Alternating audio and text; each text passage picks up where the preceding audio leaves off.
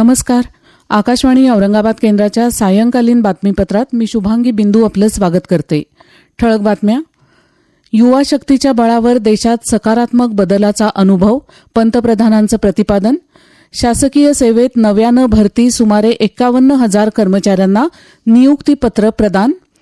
धनगर आरक्षण मागणीसाठी चौंडी इथलं यशवंत सेनेचं उपोषण मागे. ज्येष्ठ अभिनेत्री वहिदा रहमान यांना यंदाचा दादासाहेब फाळके जीवन गौरव पुरस्कार जाहीर. आणि आशियाई क्रीडा स्पर्धेत भारतीय संघाला घोडेस्वारीत सुवर्णपदक. आता सविस्तर बातम्या. युवा शक्तीच्या बळावर आपला देश एक सकारात्मक बदल अनुभवत आहे, असं पंतप्रधान नरेंद्र मोदी यांनी म्हटलं आहे. आज नवी दिल्लीत भारत मंडपम इथे G20 युनिव्हर्सिटी कनेक्ट फिनाले कार्यक्रमात ते बोलत होते. भारताचे इतर देशांबरोबर संबंध जेव्हा बहरतात तेव्हा अर्थव्यवस्थेसोबत रोजगाराच्या संधी वाढतात आणि त्याचा थेट लाभ युवकांना होतो, असं पंतप्रधान म्हणाले. यावेळी पंतप्रधानांच्या हस्ते भारताचं G20चं अध्यक्षपद या विषयावरच्या 4 पुस्तकांचं प्रकाशन करण्यात आलं. शासकीय सेवेत नव्यानं भरती झालेल्या सुमारे 51,000 कर्मचाऱ्यांना पंतप्रधान नरेंद्र मोदी यांनी आज दूरदृश्य प्रणालीच्या माध्यमातून नियुक्तीपत्रांचं वितरण केलं. आज नियुक्तीपत्र मिळवलेल्यांमध्ये अनेक युवतींचा समावेश आहे, असं सांगत नुकत्याच अस्तित्वात आलेल्या नारी शक्ती वंदन अधिनियमामुळे देशाला नवी ताकद मिळाली आहे, असं पंतप्रधान म्हणाले. देशभरात 46 ठिकाणी झालेल्या या रोजगार मेळाव्यातून केंद्र सरकारच्या टपाल, अणुऊर्जा, महसूल, उच्च शिक्षण आणि संरक्षण मंत्रालयासह विविध मंत्रालयं आणि विभागांमध्ये नवीन कर्मचाऱ्यांची नियुक्ती करण्यात आली. नांदेड इथं केंद्रीय रेल्वे राज्यमंत्री रावसाहेब दानवे यांच्या हस्ते 100हून जास्त उमेदवारांना नियुक्तीपत्र देण्यात आली. टपाल विभाग, भारतीय अन्न महामंडळ, महाराष्ट्र ग्रामीण बँक, आयकर विभाग आणि केंद्रीय लोकनिर्माण विभागातल्या जागांसाठी ही नियुक्तीपत्र देण्यात आली. नागपूर इथं केंद्रीय मंत्री नितीन गडकरी तर रायगड इथं केंद्रीय मंत्री पियुष गोयल यांच्या उपस्थितीत हे मेळावे पार पडले. स्वच्छता हीच सेवा हे अभियान 100% यशस्वी करण्यासाठी प्रशासकीय यंत्रणेनं मिशन मोडवर काम करावं, असे निर्देश मुख्यमंत्री एकनाथ शिंदे यांनी दिले आहेत. येत्या 1 तारखेला राबवण्यात येणार असलेल्या स्वच्छतेसाठी 1 तारीख 1 तास या उपक्रमाच्या तयारीच्या आढावा बैठकीत ते आज बोलत होते. 15 सप्टेंबर ते 2 ऑक्टोबर या कालावधीत देशभरात स्वच्छता पंधरवडा राबवण्यात येत आहे. या उपक्रमाअंतर्गत राष्ट्रपिता महात्मा गांधी यांच्या जयंती दिनाच्या आदल्या दिवशी म्हणजेच येत्या 1 ऑक्टोबरला हा उपक्रम राबवण्यात येणार आहे. स्वच्छता अभियानाला चळवळीचं स्वरूप यावं यासाठी 1 ऑक्टोबरला प्रत्येक नागरिकानं आपला 1 तास स्वच्छतेसाठी द्यावा, असं आवाहनही मुख्यमंत्र्यांनी यावेळी केलं. धनगर समाजाला अनुसूचित जमाती प्रवर्गातून आरक्षण देण्यात यावं या मागणीसाठी अहमदनगर जिल्ह्यात चौंडी इथं सुरू असलेलं यशवंत सेनेच्या आंदोलकांचं उपोषण आज मागे घेण्यात आलं. ग्रामविकास मंत्री गिरीश महाजन यांनी चौंडी इथं जाऊन उपोषणकर्ते सुरेश बंडगर आणि अण्णासाहेब रूपनवर यांच्याशी चर्चा केली. त्यानंतर बंडगर आणि रूपनवर यांनी महाजन यांच्या हस्ते सरबत पिऊन गेल्या 21 दिवसांपासून सुरू असलेलं उपोषण सोडलं. या यशस्वी मध्यस्थीनंतर माध्यमांशी बोलताना गिरीश महाजन यांनी धनगर समाजाला आरक्षण मिळावं अशी सरकारची भूमिका असून लवकरच याबाबत मार्ग काढू, असं सांगितलं. ते म्हणाले, धनगर समाजाला लागू करण्यात आलेल्या ज्या योजना आहेत, सोयी सवलती आहेत, त्या प्रभावीपणे त्याची अंमलबजावणी व्हावी या संदर्भामध्ये त्या बैठकीमध्ये निर्णय झालेला होता आणि त्या तात्काळ अधिक प्रभावीपणे लागू करण्यात आलेल्या आहेत.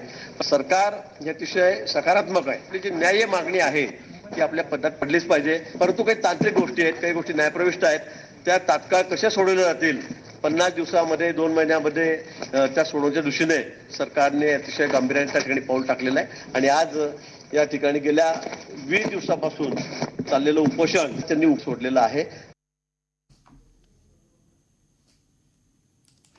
नाशिक जिल्ह्यातल्या कांदा व्यापाऱ्यांच्या समस्यांवर केंद्र शासनाच्या सहकार्यातून मार्ग काढला जाईल असा विश्वास उपमुख्यमंत्री अजित पवार यांनी वर्तवला आहे. आज मंत्रालयात कांदा व्यापाऱ्यांसोबतच्या बैठकीत पवार यांनी केंद्रीय वाणिज्य मंत्री पियुष गोयल यांच्याशी दूरध्वनीवरून चर्चा केली. गोयल यांनी हा प्रश्न सोडवण्याचं आश्वासन दिलं. उपमुख्यमंत्र्यांनी दाखवलेल्या तत्परतेबद्दल कांदा व्यापाऱ्यांच्या संघटनांनी समाधान व्यक्त केलं.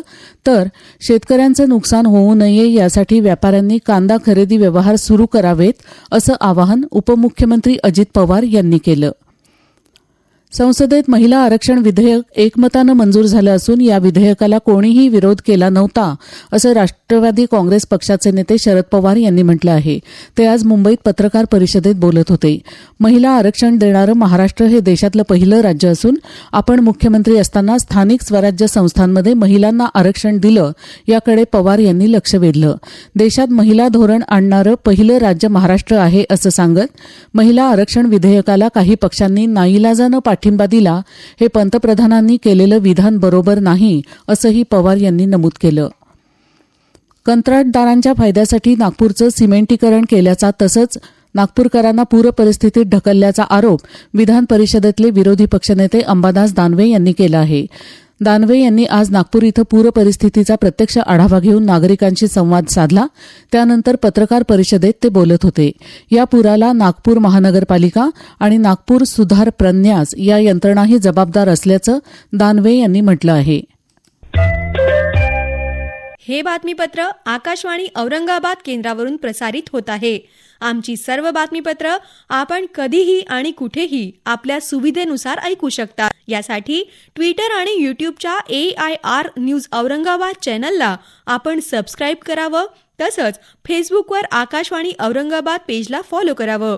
याशिवाय newsonair.com या वेबसाईट आणि ॲपवर देखील आपल्याला ही बातमीपत्र ऐकता येतील. यंदाच्या दादासाहेब फाळके जीवन गौरव पुरस्कारासाठी ज्येष्ठ अभिनेत्री वहिदा रहमान यांची निवड करण्यात आली आहे. केंद्रीय माहिती आणि प्रसारण मंत्री अनुराग सिंह ठाकूर यांनी आज ही माहिती दिली. वहिदा रहमान यांनी 5 दशकांच्या कारकिर्दीत अभिनयाचं उत्तुंग दर्शन घडवत चित्रपट सृष्टी समृद्ध केली. तसंच सामाजिक कार्यातही भरीव योगदान दिलं असं ठाकूर यांनी म्हटलं आहे. वहिदा रहमान यांना रेशमा और शेरा या चित्रपटासाठी राष्ट्रीय पुरस्कारानं तसंच पद्मश्री आणि पद्मभूषण या नागरी सन्मानांनीही गौरवण्यात आलेलं आहे. चीनच्या हांगचो इथं सुरू असलेल्या 19व्या आशियाई क्रीडा स्पर्धांमध्ये आज भारतानं 3रं सुवर्णपदक जिंकलं. घोडेस्वारीच्या ड्रेसेज टीम स्पर्धेत सुदीप्ती हजेला, दिव्याकृती सिंह, हृदय छेदा आणि अनुज अग्रवाल यांच्या संघानं प्रथम स्थान मिळवलं. घोडेस्वारी या क्रीडा प्रकारात भारताला 41 वर्षांनंतर सुवर्णपदक मिळालं आहे. नौकानयन स्पर्धेच्या डिंगी प्रकारात नेहा ठाकूर हिनं रजत पदक जिंकलं.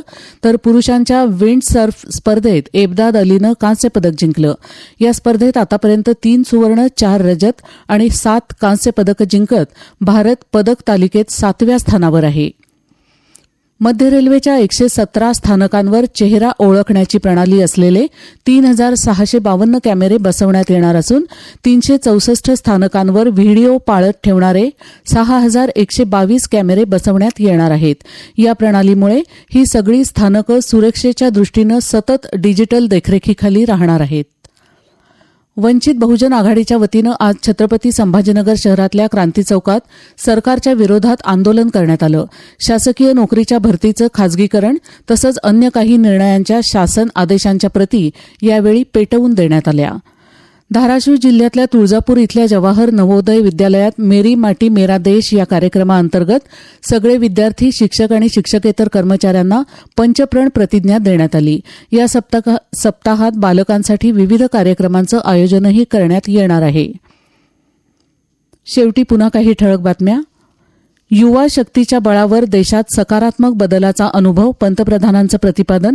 शासकीय सेवेत नव्यानं भरती, सुमारे 51,000 कर्मचाऱ्यांना नियुक्तीपत्र प्रदान. धनगर आरक्षण मागणीसाठी चौंडी इथलं यशवंत सेनेचं उपोषण मागे. ज्येष्ठ अभिनेत्री वहिदा रहमान यांना यंदाचा दादासाहेब फाळके जीवन गौरव पुरस्कार जाहीर. आणि आशियाई क्रीडा स्पर्धेत भारतीय संघाला घोडेस्वारीत सुवर्णपदक. याबरोबरच हे बातमीपत्र संपलं. आपण आमचं हे बातमीपत्र आकाशवाणी समाचार औरंगाबाद AIR न्यूज या यूट्यूब चॅनलवर पुन्हा कधीही ऐकू शकता.